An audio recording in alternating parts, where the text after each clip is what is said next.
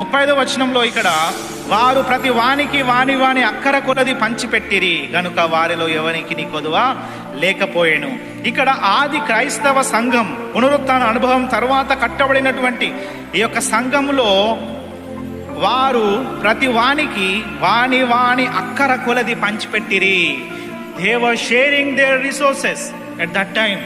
వారు ఆ కాలములో వారి యొక్క వనరులను ఒకరితో ఒకరు కలిసి పంచుకొనుచు ఉన్నారు. పంచుకునేటువంటి సమాజంగా, షేరింగ్ కమ్యూనిటీగా ఇక్కడ ఆది క్రైస్తవ సంఘం ఉన్నట్లుగా మనం గమనిస్తూ ఉన్నాం.